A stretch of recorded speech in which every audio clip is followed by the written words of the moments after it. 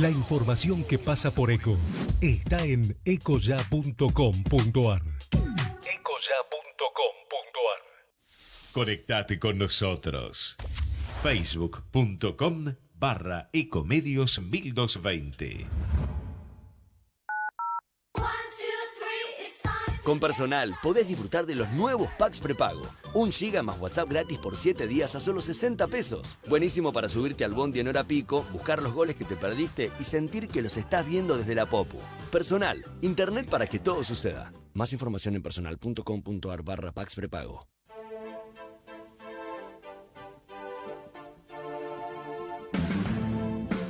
Al derecho y al revés. Las dos caras de la realidad. El yin y el yang de los temas actuales.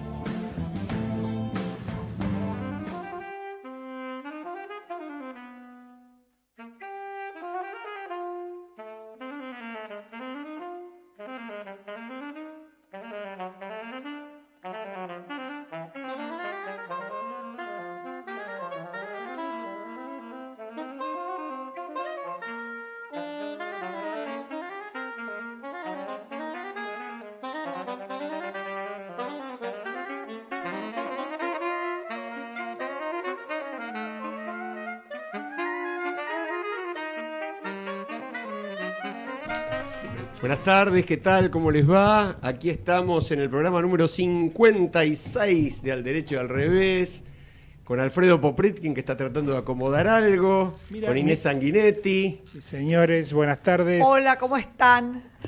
Y bueno, antes que nada, a él no le gusta y es un poco meternos con cosas personales, pero lo vamos a saludar al abuelo Alfredo y darle la bienvenida al mundo a Benjamín Popritkin. Vamos todavía.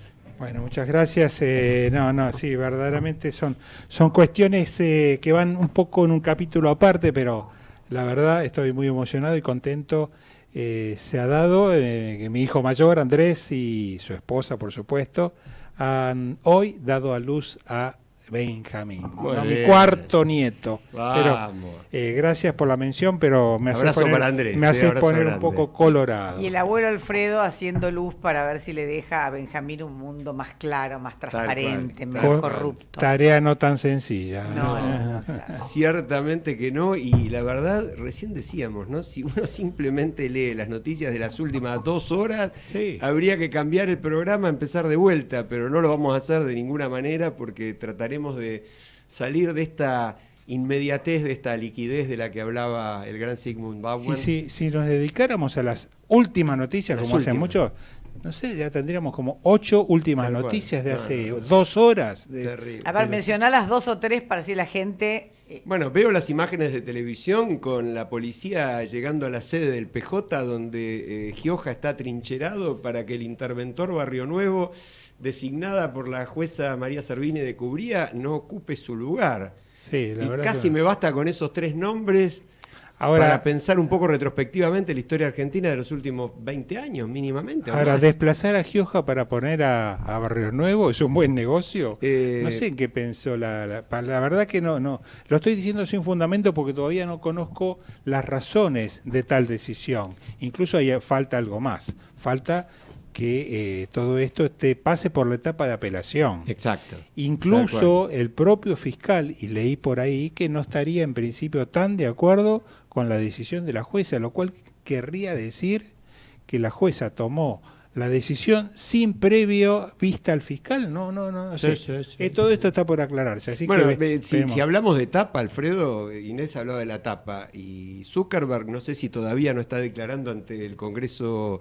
de los Estados Unidos por el tema de las filtraciones, que ya no son 30 millones, ya son por lo menos 85 millones. Sí, así es. Digamos, de repente los gigantes monopólicos parecen tener pies de barro también, ¿no? Vamos a ver qué pasa. Y otra de cabotaje, acá estoy leyendo el encabezado de La Nación de hace un rato. Dice, el aliado de Moyano acelera el cierre de Oca e intentó irse del país. Ah, Una sorpresa total. Hace, creo que 2 semanas, Menos. la sí. FIP le dio un plan especial de reconsideración, de refinanciación. Yo no entiendo Al nada. dueño de Oca. Al dueño de Oca, que dicen que no es Moyano o que quieren Sí. hacer ver que no es Moyano, y que se intenta, o sea, esto lo publicó La Nación, es de suponer que tiene un grado de verosimilitud. No, de dicen que intentó credibilidad. salir del país sin éxito. O sea, lo frenaron en migraciones. No es que están pensando. En Ezeiza lo intentó y fracasó. Y en un momento en que la semana pasada, yo recuerdo también que estaban investigando la serie de viajes al exterior, parece que bastante interesante. De los Moyano, de los Moyano, sí, que fueron 70 y tantos 70 y viajes pico viajes en avioneta 3 privada. años. ¿Quién no ha Viajes viajado privados, un poquito? Pero ¿no? viajes privados. Bueno, pero tenemos al aire a un querido amigo y un gran constitucionalista y un destacadísimo abogado convocante de un acto muy importante para el día jueves 12. Sí, el uno doctor de ellos. Daniel Sapsay, Que va a ser el único orador Va a ser de el este único acto orador. del día jueves Tal cual. a las 19 horas. Tengo entendido que esto va a ocurrir en la Plaza de Tribunales, pero quisiéramos darle la bienvenida a Daniel y que él nos cuente el detalle en qué consiste, por qué se hace y cómo se va a desarrollar. Tal cual. Hola, Daniel. Daniel, ¿cómo te va? Alejandro, Alfredo y Inés te saludan. Un gusto de saludarlos, muchas gracias por llamarme. Contrario. Contanos un poco, ¿de qué se trata? En primer lugar, no soy yo el que convoca, yo soy uno de los asistentes. Quienes convocan son varias entidades, de las cuales Usina de Justicia, el Colegio de Abogados de la Ciudad de Buenos Aires, un foro interempresario que también está convocando, y la cantidad de quienes lo hacen desde Facebook y desde Twitter, que son los grandes fogoneros de la convocatoria. Ahora, todo ese colectivo es el que ha decidido y me ha ofrecido ser el único orador, lo cual es un enorme compromiso. Esto pasó el viernes pasado, y bueno, aparece mi nombre evidentemente como muy asociado a la convocatoria. La convocatoria se hace efectivamente a las 19 del día jueves, el 12 próximo, en la Plaza Lavalle, que es la plaza que está justo enfrente del Palacio de los Tribunales, el Palacio de Justicia, que es, digamos, el símbolo tradicional de lo que es nuestra justicia. ¿Y el objetivo, Daniel, el objetivo central? Bueno, el objetivo central es conseguir cambios para la justicia, ¿no? Porque esto es lo más importante. Acá lo que se quiere es construir, hacerlo en paz, en serenidad, pero sí mostrar y señalar cuáles son las cosas que ya han llevado un hartazgo a la sociedad. Yo creo que una de las importantes es la impunidad. Claro. La impunidad, que es un poco la conclusión de todo un estado de cosas, de decadencia y de deterioro. Pero que, bueno, en la gente, y es lógico, genera un gran fastidio. Como símbolo, lo que pasó con Cristóbal López y Fabián de Sousa es como un cachetazo, ¿no? Sí. El observar a semejantes corruptos que han cometido una defraudación al Estado millonaria que creo que no tiene antecedentes, y que salen como panchos por su casa y todavía amenazando y con agresividad. Claro, además que estas dos, personas que son puestas en libertad, que estaban en forma provisoria, no estaban con condenas, sí, pero prisión preventiva. Eran prisiones preventivas, pero vienen después de otras prisiones preventivas y donde se estaba viendo que en cualquier momento iban a ocurrir otras, como por ejemplo la de Julio Devido. Sí, estuvo allí. Evidentemente fue la reacción popular la que llevó a que muchos jueces se dieran cuenta que se los está observando con mucho cuidado, y que además hechos de esta naturaleza, el caso de Fare Ballesteros, que dan vuelta una carátula contra lo que la misma Cámara de Casación había dicho, huelen también a corrupción. Exactamente. Porque aparte son jueces que tienen patrimonios inmensos que no pueden justificar. Es una cosa increíble, ¿no? Daniel, ¿cuáles serían las propuestas? Porque creo que mañana en tu intervención vos vas a resumir propuestas concretas. Sí. Bueno, uno que es para mí la primera, porque es un poco la puerta, es la reforma del Consejo de la Magistratura. Ahí realmente hay que hacer una serie de modificaciones porque así no funciona. Después es la duplicación del número de juzgados federales penales, los de Comodoro Pi, en lugar de 12, 24, a efectos de evitar precisamente esa concentración de poder y al mismo tiempo que colapsen o que se justifique con eso la demora, porque además les viene fenómeno. Entonces, eso es absolutamente urgente. Hay otra de las reformas que me parecen muy importantes, que es asegurar el acceso a la justicia de los sectores más vulnerables, que no tiene, para ellos la justicia no existe. Claro. ¿Por qué? Porque la justicia está hasta lejanamente desde el punto de vista territorial, les queda lejos. Y sobre No el problema de tienen las medios. demoras en la justicia, ¿hay alguna propuesta o por lo menos algún pedido en tal sentido? O sea, la extensión de los procesos judiciales me refiero, ¿no? Sí, bueno, en realidad eso va a surgir de lo que nosotros vamos a comentar, ¿no? La necesidad del plazo razonable. Sí, como aparte esencia para que haya justicia. pareciera ser, Daniel, que estos cortocircuitos que a los cuales estamos siendo testigos en estos días, ayer, antes de ayer, un poco protagonizados incluso por Elisa Carrió, la diputada Carrió, estas desavenencias entre la cabeza de la Corte Suprema con el Poder Judicial y la falta de interpretación, la problemática de las escuchas telefónicas, es como que todo esto está, en lugar de aclarar y ver un panorama, digamos, clarificado hacia el futuro, cada vez el tema parece que se complejiza un poco más. Es perturbador, absolutamente perturbador, y no vemos nada por el momento que permita aclarar las cosas, ¿no? Inclusive ya cada vez más confiamos en lo que cada uno de los actores dice, porque decimos, bueno, será un servicio, ¿quién lo informa? Es decir, es todo turbio. Sí. Entonces, si no permitimos que las cosas se transparenten, como vimos de la Corte Suprema como símbolo de Brasil, que directamente deliberó a la luz del día, una cosa maravillosa que parece mentira que acá puede ocurrir, en cambio todo lo que se da en relación a la justicia se da entre bambalinas. Claro, en ese sentido, Daniel, te quería preguntar, porque las personas que vamos a la calle en protesta de diferentes cuestiones vinculadas con la justicia, no somos constitucionalistas, vos sos un constitucionalista, uno imagina a tu figura comprometida como por dentro del sistema. ¿Qué es lo que está podrido? ¿Qué es lo que está tan enfermo para que un constitucionalista como vos, por fuera de la estructura de la justicia, se para a la intemperie en una plaza, ¿no? Bueno, lo que está enfermo antes que nada es la impunidad. ¿Qué pasa? Que inclusive delitos de la gravedad, como ha sido la voladura de la AMIA y de la Embajada de Israel, hasta el día de hoy están impunes. Es Más de decir, 20 años. Vivimos sí. en una democracia cuyo poder judicial, digamos, no está en funcionamiento democrático. ¿Es así de peligroso? ¿Podrías decir sí, que es sí de un grave? poder judicial que no controla. En el sistema de un Estado de Derecho es fundamental el control, es decir, controlar que lo que dice la Constitución y las leyes se cumpla. Ahora, ¿quién es el gran operador para permitir, para obligar que esto se cumpla? La justicia. Si la justicia, en cambio, está chueca y mira para otro lado, y bueno, toda la democracia sufre. Sí. ¿Sabes por qué te digo esto? Digo esto para clarificarnos nosotros, los que no somos especialistas en derecho.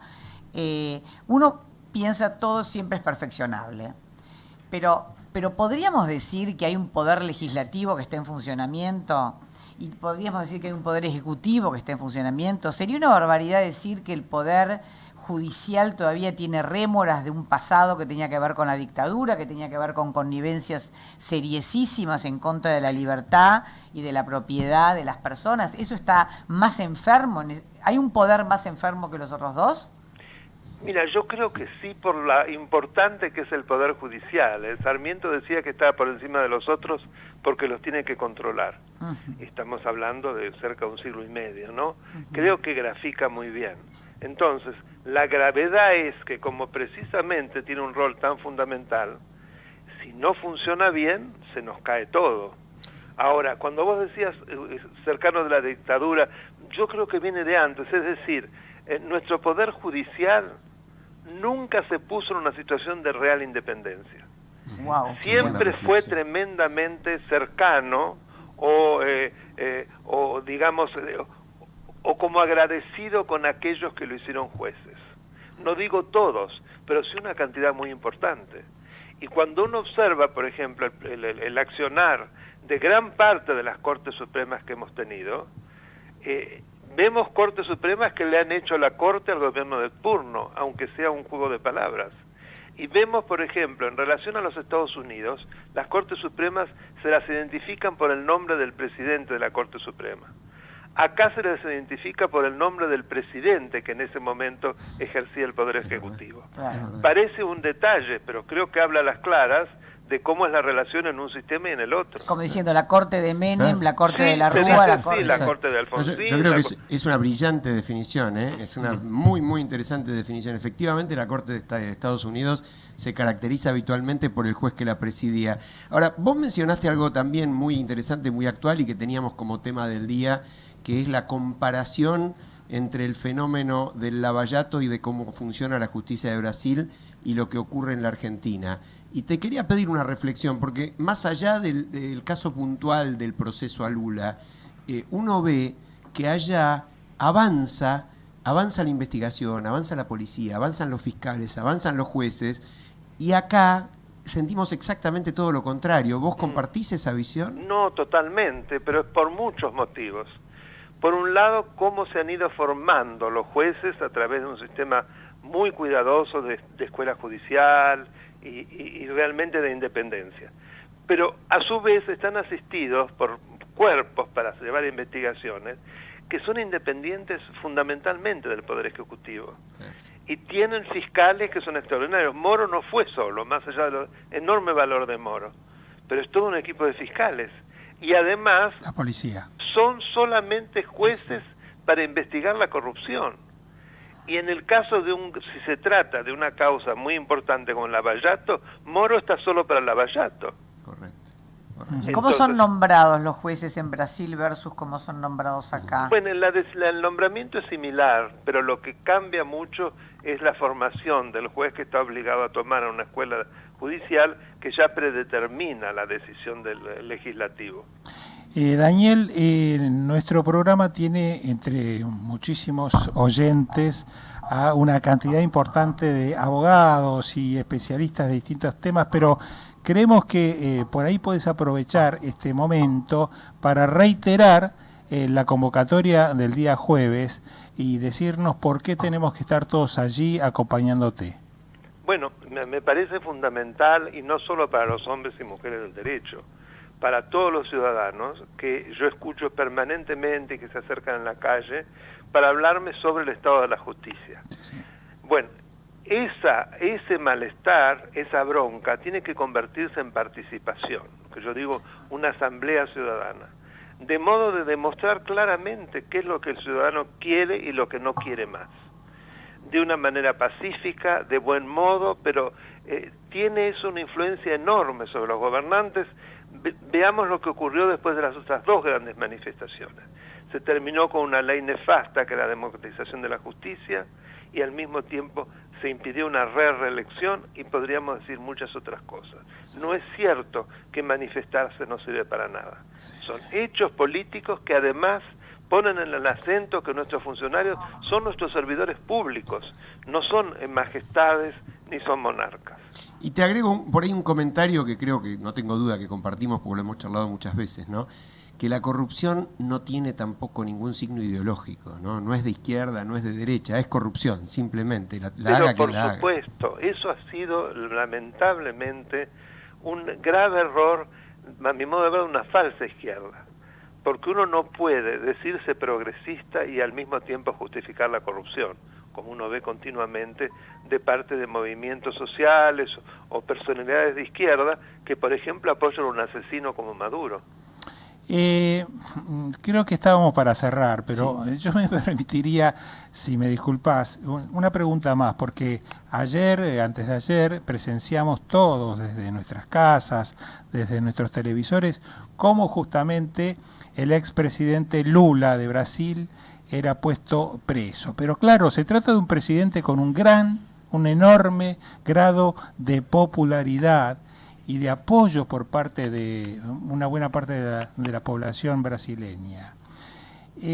¿Cómo podemos de alguna manera compatibilizar esas contradicciones de una persona que se sabe, se probó y se conoce que ha cometido delito, por lo menos uno significativo por el cual ahora está condenado y hasta llegó a la corte y ha ratificado, y ese grado de popularidad? ¿Y qué puede llegar a pasar y cómo se maneja la cuestión hacia un futuro de esas cuestiones? Bueno, yo creo que lo que pasa muchas veces en nuestros países es que no se le da real importancia a lo que importa la corrupción, no como un hecho aislado, sino respecto de lo que es todo el desarrollo de un país. Y aparecen esas justificaciones del roba pero hace, ¿no? O a mí me fue bien, conmigo fue bueno. Lo demás, y bueno, hay corrupción en todos lados. Yo acá mismo he escuchado, solo por un departamento, che. Sí, es verdad. Que aparte hay otras 6 causas gravísimas Tal cual. por las que está procesado. Van a quedarse más tranquilos cuando lo condenen porque son decenas de millones de dólares. Así que no es solo el departamento, No. que ya el departamento por sí solo es suficiente. Tal No cual. importa la cantidad. Nada más hay que decir, ¿no?, que el juez Moro y su equipo han recuperado ya más de 3.000 millones de dólares de los fondos Exactamente. detraídos por la corrupción en Brasil, ¿no? Bueno, ellos tienen una ley de Similar a la extinción de dominio. la extinción del dominio, que acá no hay caso. Claro. Tienen media sanción, pero no logramos que el Senado la sancione. ¿Este puede ser un objetivo también para el día jueves? Yo lo voy a mencionar, la ley de extinción del dominio y lo que implica su no sanción. Una primicia para nuestro programa. ¿Ya escribiste el discurso o lo tenés en la cabeza? No, ya en gran parte, yo quiero que sea una cosa más descontraída que un discurso. Pero sí, ya he armado toda la estructura, los puntos principales y lo que tiene que ir en cada uno. Buenísimo. Ya eso lo tengo armado. Daniel, sabemos que estás en la calle. Te agradecemos muchísimo. Te demoramos más de lo que habíamos Fue un previsto. placer hablar con ustedes, como siempre. Y te mandamos un abrazo. Hasta el Un gran día abrazo jueves. para Hasta el los jueves, tres. tal cual. Adiós. Bueno, La verdad que muy interesante. Además, buena elección, me parece que se hayan puesto todos de acuerdo y hayan resignado esa posibilidad de que haya varios discursos con diferentes temáticas o similares temáticas y concentren y reconozcan en la figura tan bien vista de Daniel Sapsay, digamos un poco una especie de persona que se ha jugado muchas veces por este tipo de consignas y que resume la problemática con total claridad y puede, digamos, de alguna manera conducirnos o llevarnos por el camino necesario como para empezar a encontrarle la punta al problema, porque todo esto realmente, si no es con el apoyo de los ciudadanos, me parece que no va a cambiar nunca. Está muy bien lo que él dice, ¿no? yo estoy totalmente de acuerdo. Creo eso sí, que tiene que haber una posición coherente de todos en el enfrentamiento de todo acto de corrupción, de toda violación ética, de toda cuestión de conflicto de intereses, que no son todas iguales, porque tienen distintos grados. Sí. Y tampoco es lo mismo robar 1.000 millones que robar 1 millón. Sí es lo mismo en cuanto a que los dos tienen que ser juzgados y condenados, Sí. pero la trascendencia por ahí no es la misma. Pero esto no se va a perder si no se convierte en una cuestión partidaria. Es decir, esto tendría que ser algo que nos una a todos. Todos tendríamos que decir, sea lo que pensamos, sea lo que proponemos que se haga en materia de política económica, sea cual sea el signo ideológico, filosófico que tenemos, esta vía no. Sí, y sobre todo como poder entender en qué momento entramos en un naufragio. Porque me parece que los cambios se producen cuando se llegan a límites en donde la supervivencia no es posible.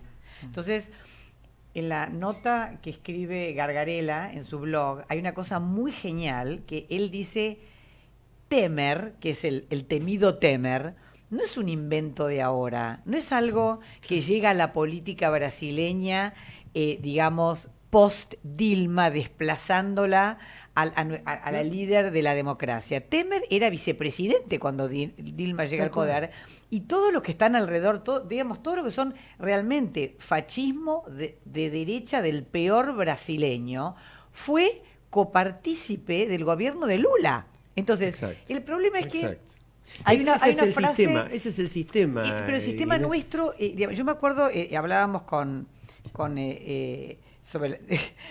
sobre nuestras militancias originales de los 30 con Alejandro, de cuando éramos 30 escondidos en una facultad. Cuando teníamos 30 o 20 y pico, 30 no de los años 30, no, por favor. Cuando teníamos 30 años, Hay una frase, no sé, vos la recordarás, o todos la recordaremos, que es no darle de comer al enemigo. Claro. Esa frase es el comienzo del drama. Exacto.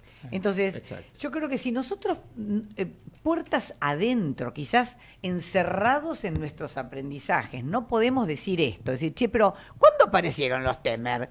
Es decir, ¿cómo es posible tener la víbora cascabela dentro de tu casa y sorprenderte cuando picó al nene? Es que, Inés, va más allá, te digo, porque creo que con Alfredo estuvimos juntos en algunas reuniones. La gente de Transparencia Internacional, que quizás sea una de las organizaciones más serias, Poder Ciudadanos, la representante de la Argentina a nivel mundial en la lucha contra la corrupción, viene planteando hace rato la idea de gran corrupción.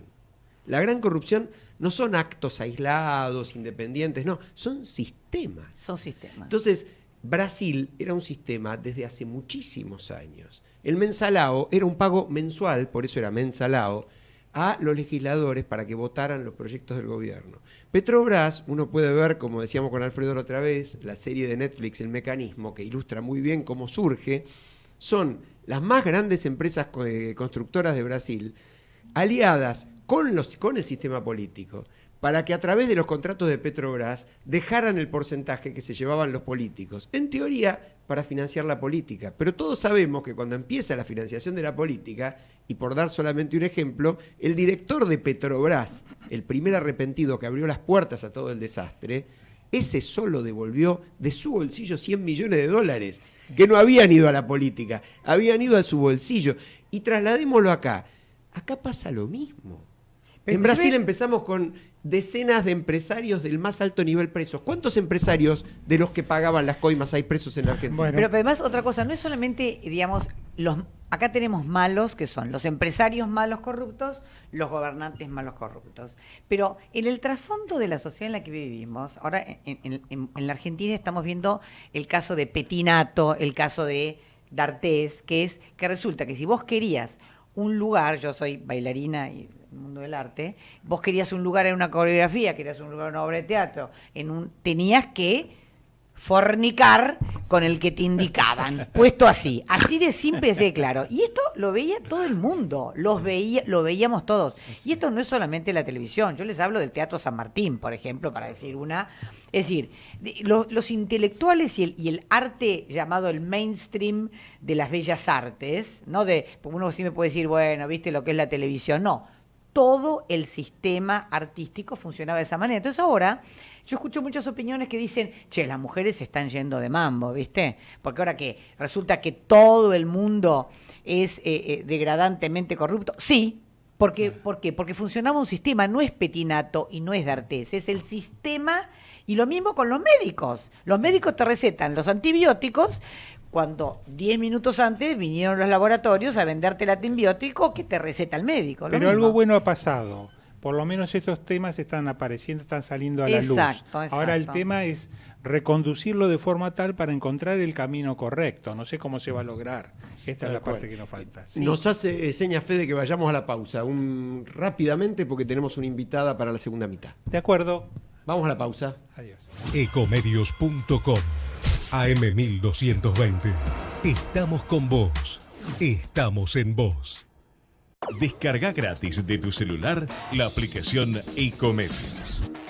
Podés escucharnos en vivo, informarte con las últimas noticias y entrevistas en audio y video. Búscala y bajate la aplicación Ecomedios.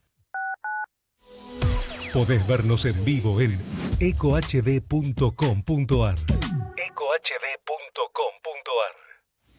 Conectate con nosotros.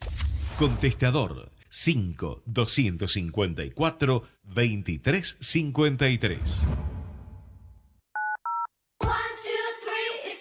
Con Personal podés disfrutar de los nuevos packs prepago. 1 GB más WhatsApp gratis por 7 días a solo 60 pesos. Está buenísimo para hacer miles de posteos, subir stories, boomerangs y sumar amigos en las redes sociales. Personal, internet para que todo suceda. Más información en personal.com.ar/packs prepago.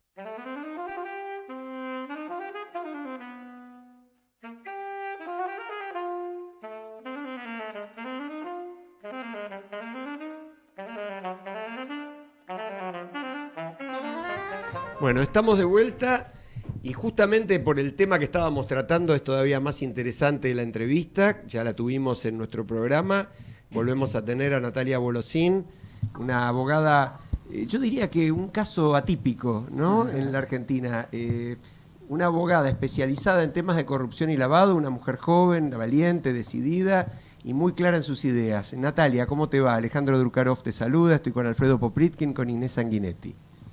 ¿Cómo les va a todos? Un gusto saludarlos. Igual.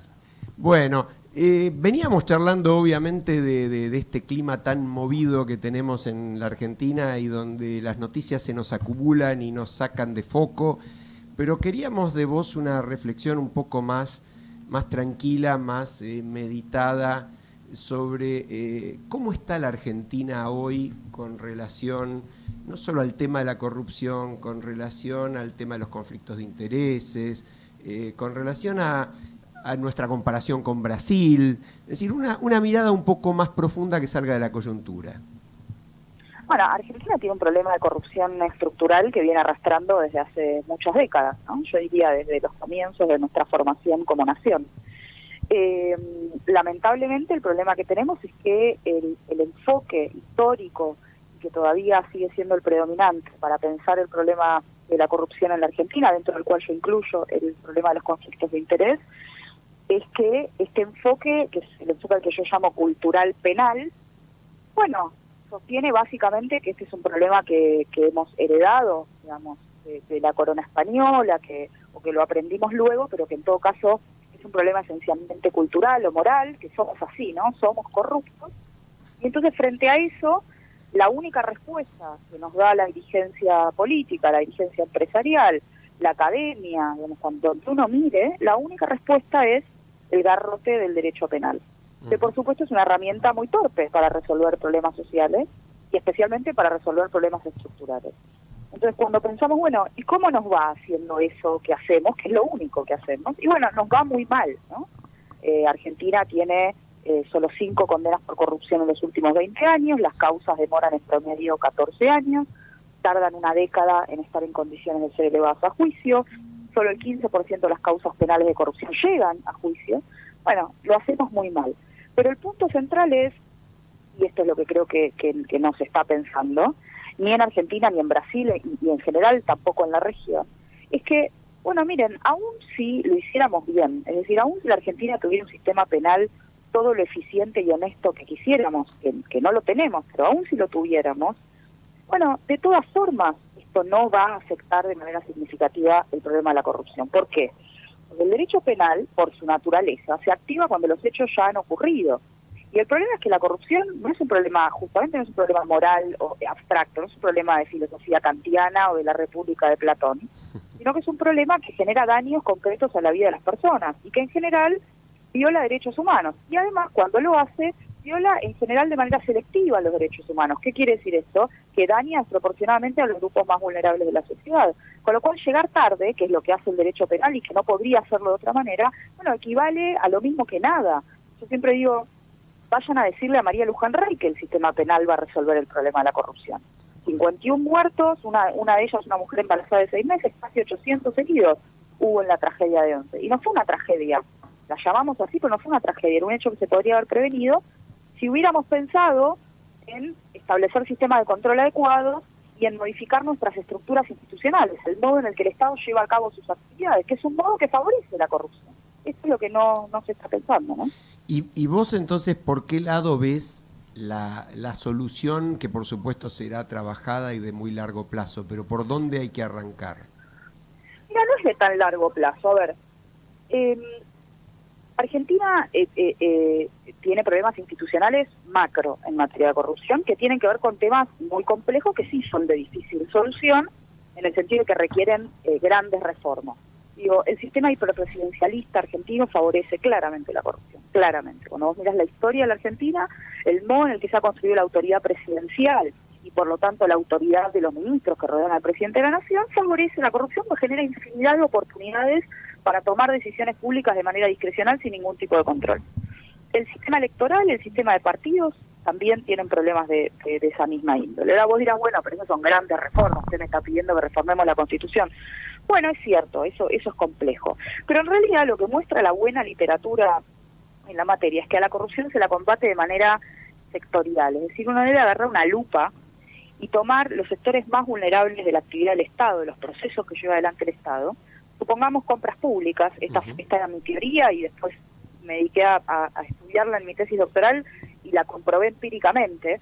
Mi teoría era que el sistema de contrataciones en la Argentina es el principal problema, digamos, es el gran agujero negro la corrupción en la Argentina, y efectivamente lo demostré empíricamente. Si miramos las grandes causas de corrupción política en la Argentina, desde el 89 para acá, es decir, los últimos 29 años, casi el 50% de esas causas se explican de manera lineal por algún agujero en el sistema de contratación. Argentina es el único país de toda América Latina, junto con Venezuela, que no tiene ley de compras de bienes y servicios, nos regimos por un decreto delegado.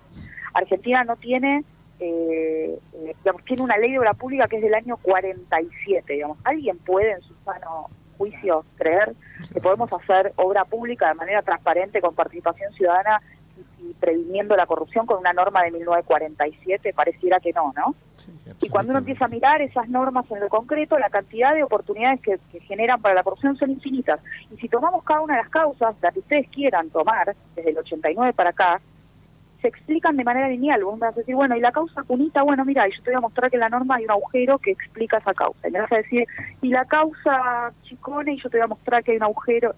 Y esto, digamos, es como insólito, porque uno dice, bueno, ¿por qué no reformamos ese sistema? Es bastante sencillo, no estamos pidiendo, no es un cambio cultural, digamos, no hace falta esperar 100 años, hace falta voluntad política para sentarse y tener un sistema de contrataciones y obra pública más o menos decente. Natalia, déjame que sea el abogado del diablo y te diga, si en lugar de hablar de esas causas hablamos, por ejemplo, de la que vos la mencionaste recién, pero mirada desde el punto de vista del proceso que ha tenido, el proceso judicial, la causa de la tragedia de Once, en donde en un año el juez liquidó la instrucción, Bonadío, y en creo que año y pico más, el Tribunal Oral dictó sentencias realmente ejemplares y valiosas. Claro, después derivó para otra serie de problemas, pero tomando esas dos grandes etapas, se llegó en tres años más o menos, 3 años y pico, o a menos de 3 años, a sentencias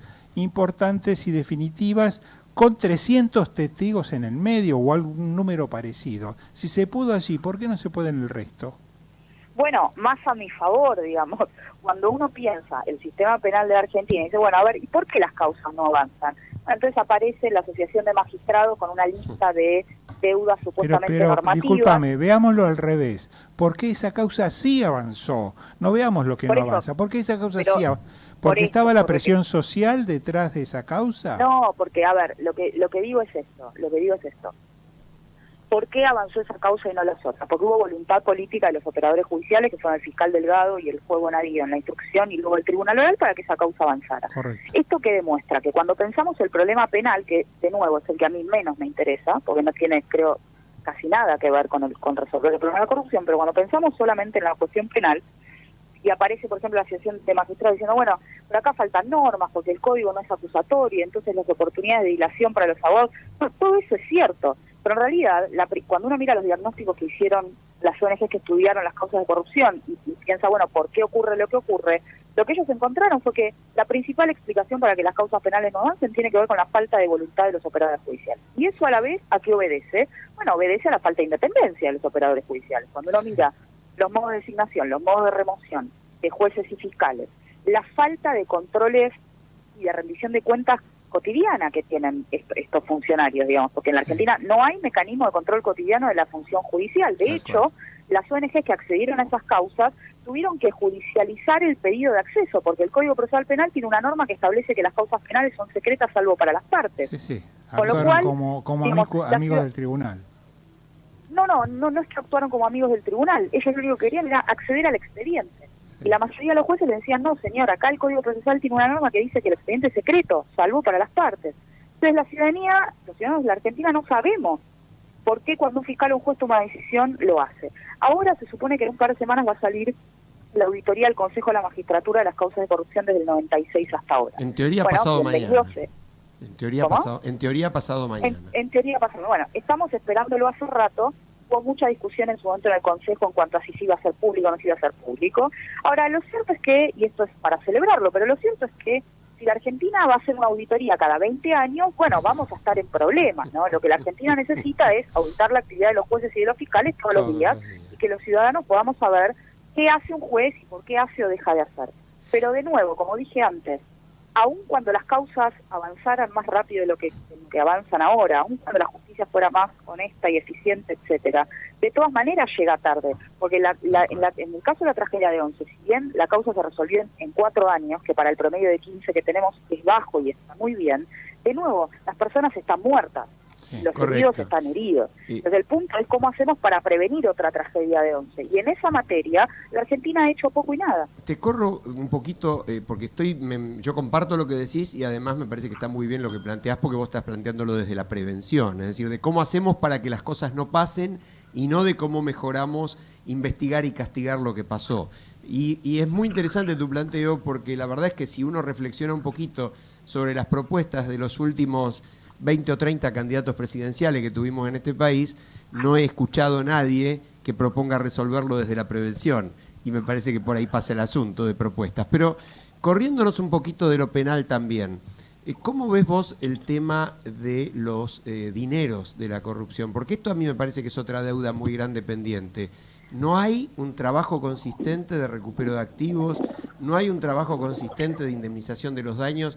Hoy leo una noticia, la leemos todos hace pocas horas, la AFIP, por primera vez que yo conozca, entabló una demanda de daños contra Cristóbal López, Fabián de Sousa y Echegaray, como consecuencia de la causa por las retenciones del impuesto a los combustibles, por esos miles y miles de millones de pesos. La iniciativa de este programa. Bueno, la iniciativa podemos decir en parte mía, pero no lo vamos a hacer autorreferencial. Pero es un tema que algunos venimos trabajando hace muchos años y también vemos que en un mundo donde el dinero es tan importante, no ha habido unas acciones correctas y dirigidas que apunten a recuperar el dinero. ¿Cómo lo ves eso? Sí, efectivamente, ¿no? Coincido totalmente y celebro, yo también vi la noticia de la FIP y la celebro como en su momento, hace algunos meses también Vialidad Nacional en la causa de obra pública se presentó como actor civil reclamando una indemnización civil. Bueno, uno dice, bueno, era hora, y algunos estamos hace muchos años pidiendo que estas cosas ocurran, ¿no? A ver, Argentina, digamos, en términos generales, los jueces penales y los fiscales penales en la Argentina, pocos de ellos han entendido el cambio de paradigma que se produjo hace más de 20 años en el mundo para luchar contra el crimen organizado, ¿no? ¿Qué es este cambio de paradigma? Bueno, dejar de concentrarnos exclusivamente en la persecución de las personas y empezar a perseguir los dineros, las ganancias extraordinarias que generan los delitos de los crímenes económicos complejos, como la corrupción, la trata de personas, el narcotráfico, el terrorismo, etcétera. Sí. Bueno, en ese sentido, Natalia, y de paso quiero felicitarte porque sos un orgullo que haya mujeres como vos que tengan tanta claridad y tanto coraje para hablar. Es un placer escucharte. Justamente a mí me encanta lo que estás diciendo, además, porque siendo tu tema la cuestión legal y penal, vos decís, la cuestión es la prevención, la cuestión es el cambio de paradigma, la cuestión es la cuestión cultural.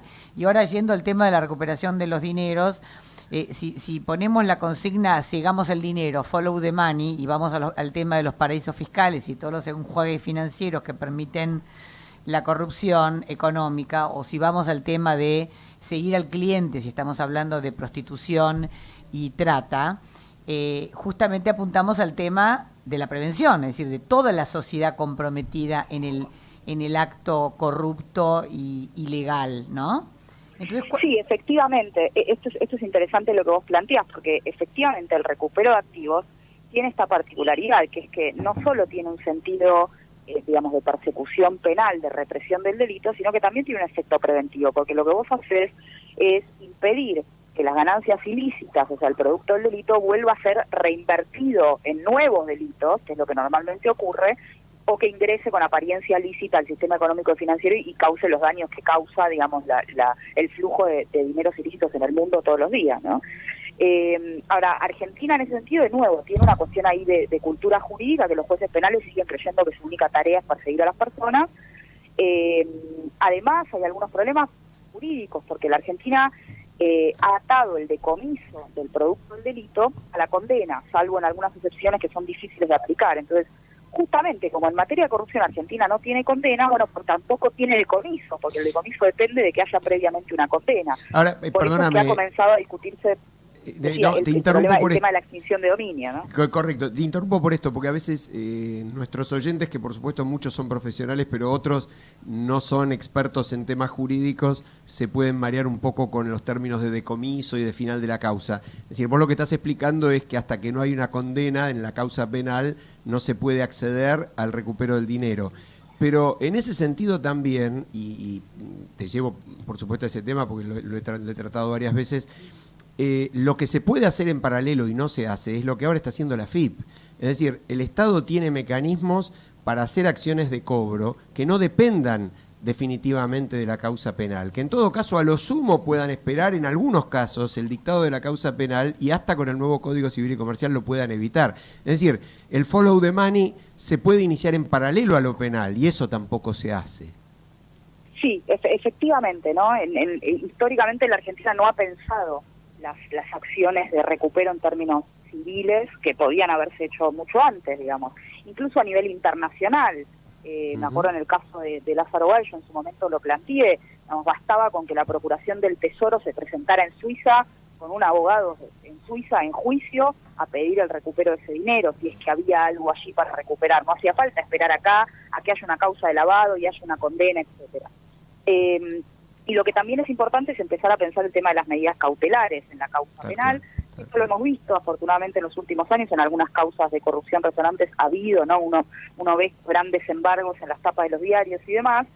Muchas veces son técnicamente deficientes, porque los jueces dictan embargos genéricos. Entonces dice, un embargo de miles de millones de pesos, sí, sale pero en no todas se las traba. tapas de los diarios. Claro. Y cuando uno va a mirar la causa, en realidad no cautelaron ningún activo concreto en particular, pero digamos que empieza a haber algunos cambios, sobre todo en los fiscales, de empezar a pensar en cautelar, en embargar, en intervenir judicialmente las empresas, para cautelar los bienes para el momento en el que llegue la condena. De todas maneras, Argentina tiene que empezar a pensar en algunos cambios normativos para permitir, digamos, para hacer más flexible la posibilidad de que el Estado recupere los activos antes de la condena, porque justamente la Argentina el problema que tiene es que no tiene condenas, ni en materia de corrupción, ni tampoco en otros delitos. Digo, en lavado de activos tampoco hay grandes condenas, en narcotráfico un poco más, en trata tal vez un poco más, con lo cual esto va a requerir en el mediano plazo de algunas reformas normativas. Ahora, ¿y por qué acá no y en Brasil sí? Porque estos últimos días estamos hablando de Lula y no estamos hablando del Lavallato con 100 condenas, la gran mayoría confirmadas, no estamos hablando de 3.000 millones de dólares recuperados, no estamos hablando del empresario más grande de la región preso y de muchos otros empresarios presos. Y todo eso que allá pasa, acá lo miramos como si fuera realmente la serie de Netflix que se hizo sobre el tema. Y déjame que te agregue antes de responder, Natalia, soy Alfredo Popritkin, que acá también, si lo miramos un poco con detenimiento, ha habido algún cambio en estos últimos tiempos que quizás hasta nos hemos acostumbrado muy rápidamente y se nos pase un poco desapercibido.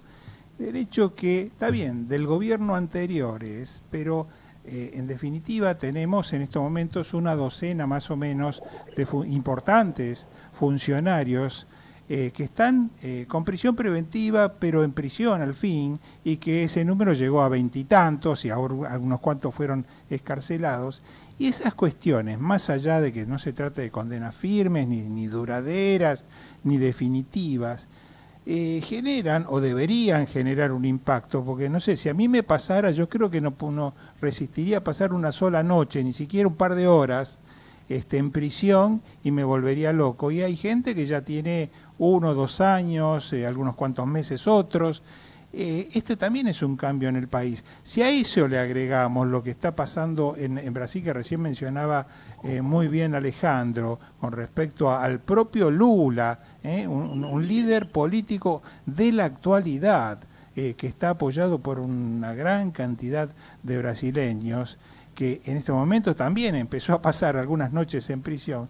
decimos, bueno, algo está cambiando y quizás no todo esté igual como la vieja corrupción que vos mencionabas al principio de la entrevista, donde decías, y todo sigue igual y siempre lo mismo y demás. ¿No te parece que algún cambio hay? Bueno, a ver, yo no estoy tan segura, no comparto del todo tu planteo. Dejame empezar por lo de Brasil. ¿Por qué Brasil sí y nosotros no, nosotros menos? Bueno, porque Brasil tiene un sistema jurídico distinto al nuestro, digamos, en materia penal tiene un sistema procesal acusatorio, tiene un sistema de delación premiada más amplio que el nuestro y más establecido, digamos, tiene algunas cuestiones que tiene responsabilidad corporativa desde hace mucho tiempo que nosotros recién ahora la tenemos, etcétera. La Argentina ha llevado adelante algunas reformas en esta materia que son recientes, desde el 2015, primero la ley de retentivo, después la responsabilidad penal empresaria, etcétera. Y seguramente tiene algunas garantías más de independencia judicial que nosotros no. Ahora, en relación a lo último que vos planteabas, Alfredo, las prisiones preventivas. Momento. Digamos, digamos, a mí no me contenta para nada la prisión preventiva, especialmente cuando no está bien dictada, ¿no? Lo primero que uno debiera decir ahí es, miren, la justicia penal, como dijimos antes, tiene 5 condenas por corrupción en los últimos 20 años. ¿Qué hicieron los jueces y los fiscales? Muchos de los cuales, muchos, no todos, muchos de los cuales han sido cómplices de esa situación, por acción o por omisión. Yo diría que más por acción que por omisión. No en los últimos 15 años durante el kirchnerismo, sino desde que se creó el Foro Penal de Comodoro Pi a principios de los años 90 en el menemismo. Digamos, así como fueron cómplices de la corrupción menemista, luego fueron cómplices de la corrupción kirchnerista. Y bueno, con el cambio de gobierno se adaptaron a esos nuevos vientos políticos y entonces muchos magistrados que tuvieron esa conducta impropia de la función que cumplen, ahora aparecen como grandes paladines de la lucha contra la corrupción. Pero cuando debieran ser discúlpame que te interrumpa un segundo allí. Déjame terminar esta idea. Cuando debieran ellos mismos ser investigados por el Consejo de la Magistratura. Entonces, déjame terminar esta idea, ¿no? Cuando uno piensa en la auditoría que va a salir en 2 días del Consejo de la Magistratura, dice, bueno, a ver, ¿y qué es lo que me van a mostrar? ¿Me van a mostrar una parte de la realidad? Me la van a mostrar toda. Y cuando me la muestren toda, ¿qué va a hacer el Consejo de la Magistratura? ¿Va a actuar en relación a los jueces que no son de la simpatía del actual gobierno, o va a actuar en relación a todos los jueces que cajonearon causa? Porque digo, para dar solo un ejemplo, la causa de obra pública, que es la causa madre de la corrupción kirchnerista, se inició en el año 2008 con una denuncia de asociación ilícita que hizo la diputada Carrió. Esa causa estuvo dormida literalmente durante 8 años. A los 8 años cambió el gobierno y la causa empezó a avanzar. ¿Cuál fue la respuesta de la justicia? Bueno, no, miren, pero ahora tengo Vialidad Nacional y me da auditorías que antes, por razones obvias, la Vialidad Nacional kirchnerista no me daba. Bueno, señor juez, pero usted tiene facultades penales y legales suficientes para allanar Vialidad Nacional y hacerse la documentación que necesite. No me diga que necesitaba que cambiara la autoridad de vialidad para hacerse la documentación que necesitaba. Entonces, y como esa y otras, la causa Chicone se inició en el año 2012 y estuvo 5 años dormida hasta que el año pasado se reactivó. Entonces, de nuevo, uno debiera pensar primero que quiénes son los que toman las decisiones y si lo hacen por razones jurídicas o lo hacen por otras razones. Y si lo hacen por otras razones, entonces estamos en problemas, porque no es que estamos cambiando de verdad, sino que es puro gatopardismo, ¿no? Y si a la vez algunas de esas prisiones preventivas no están dictadas conforme a derecho, porque algunas, como dije en el caso de Vío, yo creo que estuvo bien dictada, no así en el caso del ex vicepresidente, era claro que ahí no había elementos para sostener que había riesgo de fuga, de entorpecimiento de la investigación. Bueno, entonces, de nuevo, tenemos un problema que es la falta o la debilidad del Estado de Derecho, porque pareciera entonces que los magistrados no toman decisiones puramente conforme a la ley, sino por otros motivos. Y ya sea que lo hagan para contentar a la ciudadanía o para no contentarla, el problema sigue siendo igualmente grave. Pero yo apunto a otra cosa completamente distinta. Me parece que más allá de que estén conforme a derecho o no algunas de las decisiones que se tomaron, el impacto en el funcionario que siempre pensaba históricamente en el país, acá no pasa nada, ahora está empezando a ver que en algunos casos pasa algo. Y quizás pase cuando ya el funcionario deje de serlo y le pase en el siguiente gobierno. Pero no nos olvidemos que hoy, los funcionarios de hoy van a ser los ex funcionarios del mañana. Entonces la pregunta es, ¿no habrán o no estarán tomando debida nota para no terminar como ahora terminaron los exfuncionarios? Es decir, algún impacto mínimo en cierta medida no ha producido o no produce, aunque sea en la psiquis interna o en el manejo del día a día por parte de los funcionarios en cuanto a su soltura en el manejo de los fondos públicos. Yo ahí diría dos cosas. La primera es que en la medida en que esas órdenes judiciales no estén dictadas conforme a derecho, a mí me tiene como sin cuidado si eso tiene un impacto inhibitorio en el funcionario, digamos. Uno lo que quiere es que las decisiones se tomen siempre conforme a la ley. No hay una razón superior de índole utilitaria que pueda justificar que un juez tome una decisión, especialmente una decisión tan grave como privar a una persona de su libertad, violando la ley. Esto es lo primero que diría. Es decir, la lucha contra la corrupción es una razón de segundo orden frente a la protección de los derechos de las personas. Esto es lo que digo. Y la segunda cuestión es que no estoy tan segura, Alfredo, porque esto es cíclico, digamos. La Argentina ya vivió algo parecido a esto, con menor intensidad, cierto, pero sí lo vivió. Cuando terminó el menemismo, la justicia, que era la misma que también había sido cómplice de la corrupción menemista, también tuvo una reacción espasmódica de perseguir esa corrupción. Digamos, Argentina tuvo a María Julia Alzogaray presa, tuvo al expresidente Menem preso. De hecho, el caso de María Julia fue el primero de prisión preventiva en una causa de corrupción, que además sirvió como antecedente en algunas de las causas actuales en relación a la corrupción del kirchnerismo. Y sin embargo eso tampoco tuvo un efecto. Entonces, lo único que puede tener un efecto real inhibitorio sobre los funcionarios es que la Argentina, primero, empiece a prevenir la corrupción. Esa es la única manera, digamos, de inhibirlo. Bueno, vos tenés que contar siempre con que el funcionario te va a robar, y entonces tenés que pensar cómo haces para blindar al Estado frente a eso, cómo haces para proteger los fondos públicos. Ese sería el título, Natalia. Vos siempre tenés que pensar que el funcionario te va a robar. Tremendo y duro, pero... Sí. Bueno, como decía Perón, los hombres son buenos, pero controlados son más buenos. En los últimos años hemos escuchado cosas tales como, bueno, pero esta gente es distinta, ¿no? Tal funcionario, no es como fulano, como mengano. Miren, yo no sé, yo no los conozco, ni tengo como ciudadana, ¿no? No, pero no los conozco ni tengo por qué conocerlo ni confiar. Yo lo que necesito es blindar los fondos públicos para que para que los utilicen para lo que los tienen que utilizar. Y lo segundo que va a ayudar es que los jueces y los fiscales, cuando toman una decisión, lo hagan porque esa es la decisión que corresponde conforme a la ley y solo porque es la decisión que corresponde conforme a la ley. Te agradecemos muchísimo, Natalia, muy claro, y sobre todo para pensar más por encima de la coyuntura, que era lo que nos proponíamos en esta parte del programa. Y nos quedó pendiente charlar de conflicto de intereses, que es un tema demasiado actual, pero bueno, lo haremos en otra oportunidad. No, y además una genia, y yo quiero aprovechar que te he conocido hacia el aire, porque te voy a llamar, porque yo trabajo en escuelas, actividades de prevención de culturas de la ilegalidad, jugando con herramientas y con arte, y me encantaría que tuvieras una mirada sobre lo que hacemos. Encantada, contá conmigo. Bueno, te mandamos un saludo muy afectuoso, gracias. Chao, bueno, un abrazo grande, muchas gracias a ustedes. Adiós. Y nos estamos yendo, nos quedan algunos pequeñísimos segundos para darle paso a Voces y Memorias con Hernán Dobri, pero... interesante. No le agradecimos a Gerardo Subirana, el mejor operador de la Argentina. Muy bien. Y a Fede Politi también. Están todas, está transpirando y haciendo señas, parece... Desesperado, quiere que terminemos. Esos acomodadores de aviones que nos hacen señas de todo tipo. Y no largamos el micrófono. Vamos a seguir por 10 minutos más, ¿les parece? ¿Están de acuerdo? No. Nos despedimos hasta el martes próximo a las 19 horas en punto y que tengan una linda semana, y no se olviden que el jueves tenemos esta reunión, esta convocatoria en Plaza Lavalle, en Tribunal. Abrazo a todos.